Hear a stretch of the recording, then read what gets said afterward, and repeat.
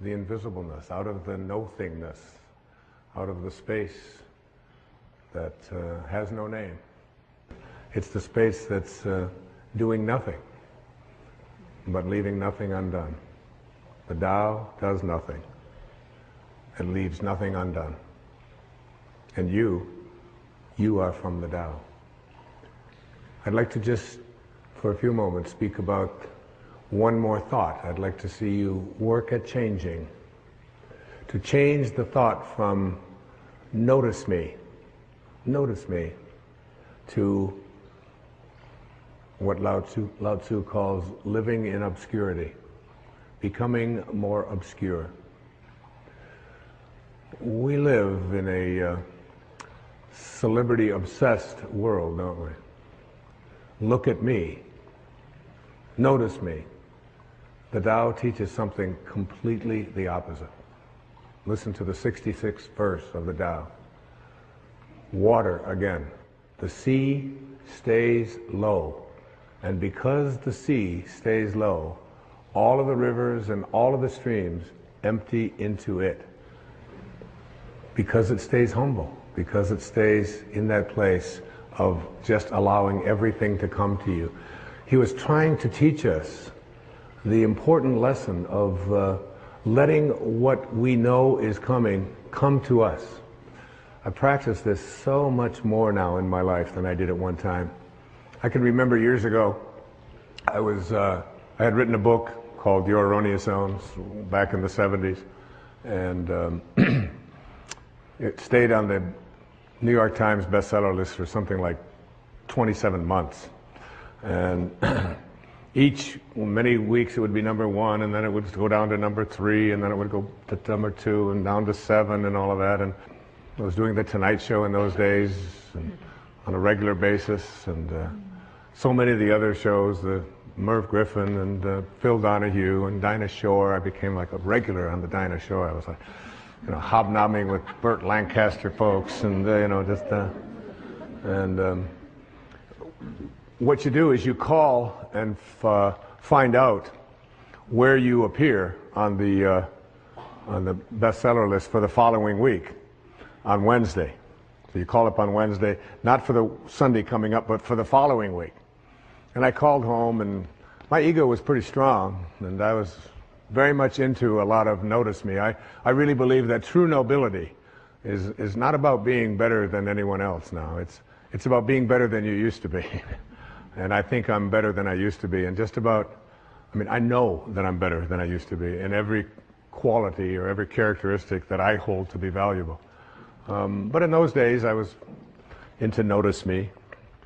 And I called home, and I had trained my wife to call the New York Times. She had this special number that she could call, and with a certain code, and she could find out where I was going to appear on the bestseller list the following week. So I called her up and I said, where am I on the bestseller list next week? I was out in California doing something, and she said, you're not on the bestseller list. I said, what are you talking about? I was number 1 on the bestseller list last week. I said, even my voice changed when I said, what do you mean I'm not on the bestseller list? She said, you're not on the bestseller list. I'm sorry. She said, your book is on the bestseller list. Big distinction there, isn't it? Between believing that this is me and recognizing that you can let go a little bit of that. Listen to verse 66 of the Tao. Why is the sea king of 100 streams? Because it lies below them. Humility gives it its power. That's a very important principle to understand. And I live on the ocean, right next to it. It's my front yard. And always I watch it to learn something from this thing called the ocean, which is the most powerful source of life that we have on the planet. Without it, there's no life on this planet. And because it stays low, so what does this have to say to us? Do you have the capacity to get past that ego need to always be saying, notice me, look how important I am.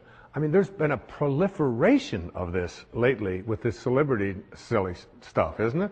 I mean, CNN is doing, you know, full hour shows on silly little things about what happened to this particular celebrity or what happened to that celebrity, and the celebrity's never even done anything. And it's, there's all of this talk about it, and all of the new magazines.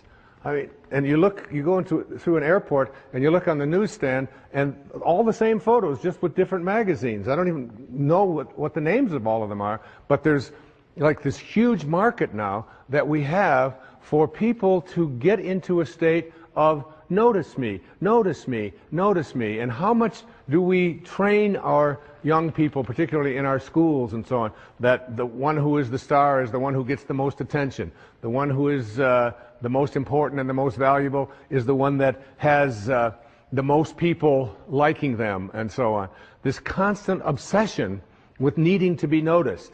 When in fact, what I have found for myself is the happiest moments of my life are when I can do it low and slow and not have anybody out there even know what I'm doing.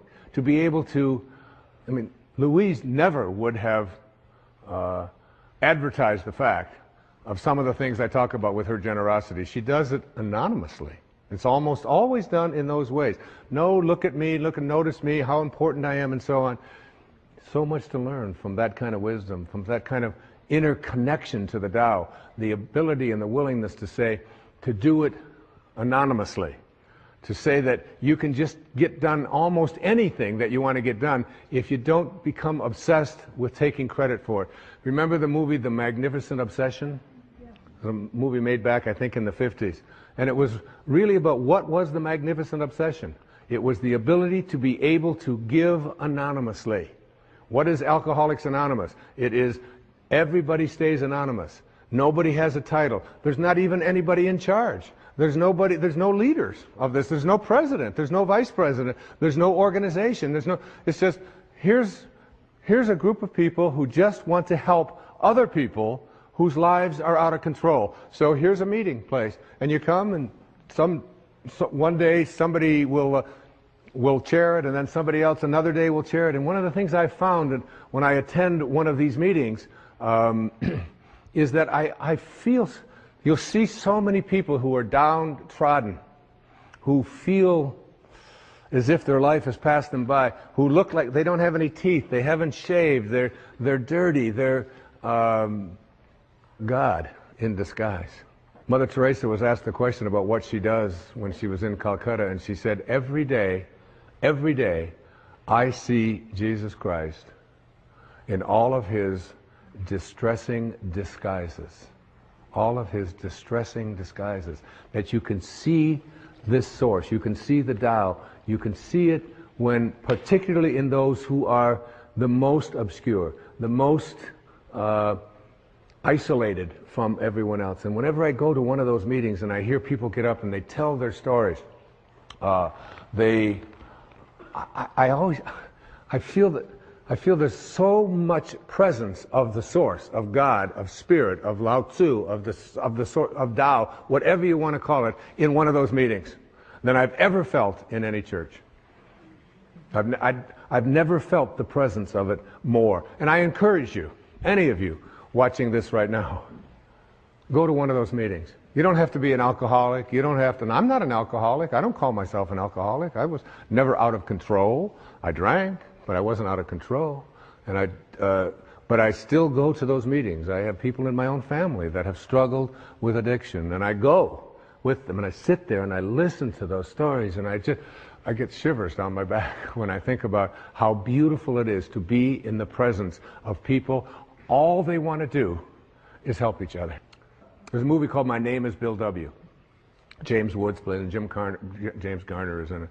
And his life just got totally out of control with addictions, totally out of control. And then he went to he went to one of these meetings, and he began to realize, and he said, we can actually take these people, and all we have to do is love them. All we have to do is and he's so excited about the concept of being able to go out there and offer it. And I keep referring to Louise because she's such a hero to me. There was a time back in the 80s when our president wasn't even able to say the word AIDS, was he? I mean, he could come on. And here was this lady who, before this thing became the worldwide phenomenon that it is, was having meetings in her own house and bringing these people, these downtrodden people who had been labeled outcasts in society, and offering them a place to learn how to love each other and to care for each other. This was long before there was any celebrity status associated with trying to end this horrible crisis that our country has and our world has had. There was James Wood, so excited about the idea of we can create a place where we're anonymous. Nobody has to know anything about us. We don't have to say our names. We don't have to say anything. We just have to come there and we can help each other. And before that happened, everybody who got out of control with addictions, particularly with alcohol, would die. There was no cure. There was no cure. And where did they find their cure? They found it in being anonymous. They found it in being obscure. They found it in having no organization. They found it in having no elected representative. They found it in having no rules. There are no rules. You just come and we care. If you've been 1 day or 1 hour sober, or even if you're drunk, you come. We care about you. And you are not that alcohol. Who you are is this divine soul. In the 36th verse of the Tao Te Ching, it says, "The gentle outlast the strong. The obscure outlast the obvious."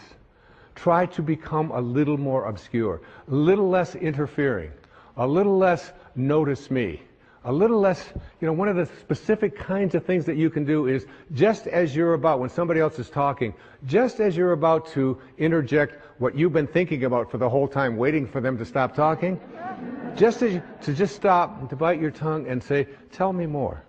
Or, "That's very interesting. I have never heard that point of view before." Even if they totally, completely disagree with everything that you stand for, to be willing to listen, to be able to stop. Practice it. I practiced it when I did these verses of the Tao. I practiced it every single day while I was working on that. Just staying obscure.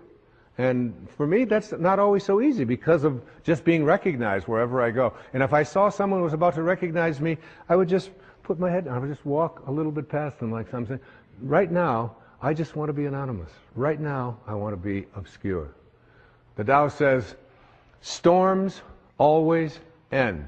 Verse 23, fierce winds don't blow all morning. A downpour of rain doesn't last all day. Who does this? Heaven and earth. You're already connected to everything you want or need. It will come to you at the exact perfect time, as the rivers and the streams come to the ocean at the perfect time and place. You gotta trust. You gotta know it's going to come to you. You don't have to chase after it. You can become a little less obsessed with your ego and your self-importance and who you are and what you've done, and you can get so much more done. And you know what? It's the most peaceful and sweet, delicious way. It's like the song that Cecilia was singing about the rose. Thank you so much, and God bless you. Thank you. Thank you. Thank you very much. Thank you. Thank you.